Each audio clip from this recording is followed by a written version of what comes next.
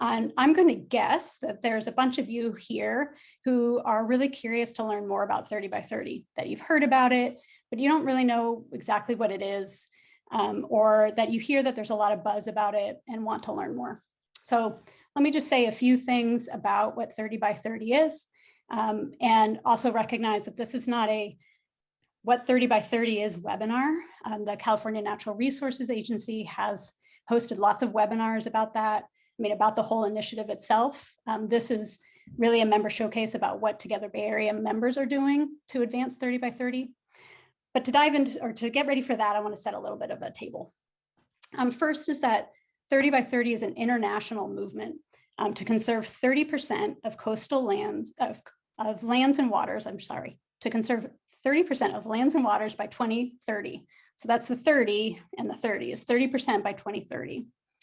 And the movement's roots are in E.O. Wilson's Half Earth movement book theory goal to conserve 50% of the Earth for the flora, the fauna, for the habitats, the species that that are essential to life on Earth.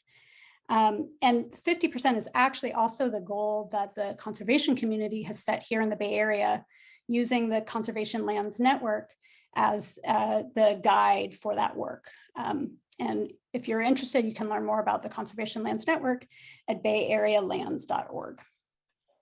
So coming back to 30 by 30, in October 2020, Governor Gavin Newsom signed an executive order which set the 30 by 30 goal for California. And under the really exceptional leadership of Secretary Wade Crowfoot, as well as Deputy Secretary Jennifer Norris, the Resources Agency has created the Pathways to 30 by 30 document, and that was released in December 2021. Again, there's so much that it could be shared about what 30 by 30 is, and I really encourage you to go learn more about it at their website, which is californianature.ca.gov. Together Bay Area has been involved in 30 by 30 since early 2021. We've attended workshops and written letters, and we formed a working group of our members to work on it. We also solicited from our member organizations projects that they're working on or that they would like to work on if given the funding that could advance 30 by 30. And what we heard back was over 110 projects from all 9 counties, from a range of different organizations that could advance 30 by 30. And we'll drop that link in the chat in a second. And we've been using that website as a way of elevating the work of our members in policy realm, as well as with the Bay Area Legislative Caucus, with many others. And now I have the honor of representing Together Bay Area members on the state's 30 by 30 Partnership Coordination Committee, and really excited to be a part of that work and to serve as a conduit between the state's, the Natural Resources Agency, the statewide level, back to our member organizations. So there's a few things I want you to know before we jump into the member showcase.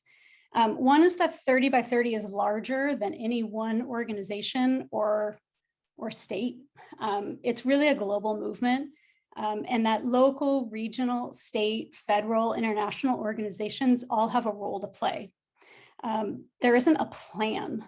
There's not a beginning, middle, and end to this. It's not like building a new website or something that's very linear with a beginning, middle, and end. This 30 by 30 is much more complicated, and it's much more diffuse, and it really welcomes all of us in to play a role. Thanks to the state legislature, as well as the governor and leaders, especially like Senator Nancy Skinner and Assemblymember Ash Kalra, the current state budget has hundreds of millions of dollars, like maybe in the billions. Jess, I don't know what the math is, but it's a lot of funding for land conservation, for land stewardship, for nature-based solutions to the climate crisis, for climate resilience. Like, it is an amazing time to be doing the work that we're doing with the kind of funding that's in the state budget. Because not only is that a significant amount of money, it's really beautiful money. It's It can be used for programs as well as for capital. And it really is so exciting. So not only is there a clear goal of 30% by 2030, with a clear story about the need for biodiversity, climate resilience, and equitable access, there's actually also money to make it happen. The next point I want to make is that you can't do something this big and complicated in 18 months and get it perfect. The amount of time between the executive order and the pathways document was around 18 months, give or take.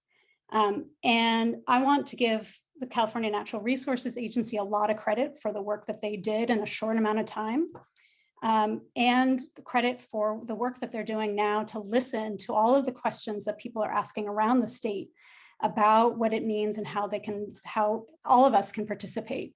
They're listening to those questions and they're working to update, to refine, to clarify, to improve. It's not just to like put the pathways document together and done. There's a constant learning and evolving that's happening that's really exciting. One thing that they're working on, that we're all working on, is how to track progress and how to, what counts towards the goal.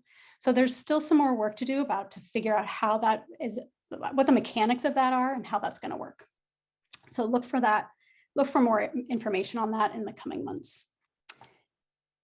The pathways document laid out 10 pathways, one of which I want to highlight now, and that's the first one. It's a good place to start. And that pathway is accelerate regionally led conservation. And if you turn virtually or in real life to page 36 of the pathways document, it says regional led conservation is critical to achieve 30 by 30. Local and regional leaders and groups best understand where opportunities exist to conserve land and coastal waters while meeting other priorities. While state leadership and vision are important to drive 30 by 30, its progress will be made through collaboration in specific regions across the state. I read that because that's what we're doing right now. That's exactly what's happening in this Zoom room, is that we are participating in regional collaboration, we're sharing information, we're building relationships, we're learning from one another, we're moving ideas and innovation around the region, and hopefully we're having some fun too. So that is one way that we're leveraging what's happening at the state and activating it at the regional scale.